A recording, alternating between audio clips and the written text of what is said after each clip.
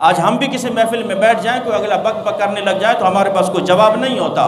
اس لیے کہ ہم تو ناول بہت پڑھتے ہیں، ہم فیس بک بہت دیکھتے ہیں، ہم واٹس ایپ بہت دیکھتے ہیں، ہمیں دنیا کی کوئی بھی معلومات ہم سے لینی ہو ہمیں سب کچھ آتا ہے۔ ہمیں کسی چیز مال شاپنگ سینٹر کا پتہ کرنا ہو، کپڑے کہاں سے اچھے ملتے ہیں، لباس کہاں سے اچھا ملتا ہے، موبائل کہاں سے اچھا ملتا ہے، دنیا کی کوئی چیز کہاں سے اچھی ملتی ہے، ہم سب چیز جانتے ہیں، لیکن یہ نہیں جانتے کہ ایمان مضبوط کہاں سے ملتا ہے،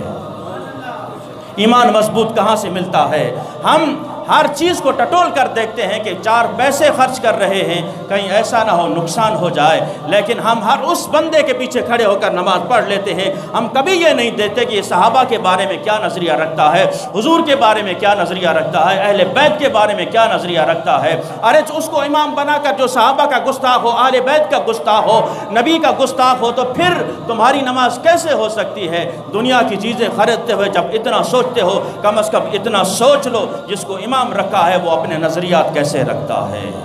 حضرت عثمان غنی کی شان میں گستاخیاں کرنے والوں اور ان گستاخوں سے بیٹھنے والوں، ان سے تعلق جوڑنے والوں، کان کھول کے سنو۔ ہمیں اس دنیا میں تو اس بات کی سمجھ نہیں آتی کہ یہ مولوی لڑاتے ہیں، یہ فتنہ پرست ہیں، یہ فرقہ پرست ہیں۔ ہم لڑاتے نہیں، تمہیں جہنم کی آگ سے بچنے کی تدبیر بتاتے ہیں۔ کیوں جاتے ہو ان کے پاس جو صحابہ کرام کی شان میں بک بک کرتے ہوں؟ کیوں ان کی محفلوں کو جا کے اٹینڈ کرتے ہو، ان کو سپورٹ کرتے ہو جو صحابہ کرام کے بارے میں ایسے نظریے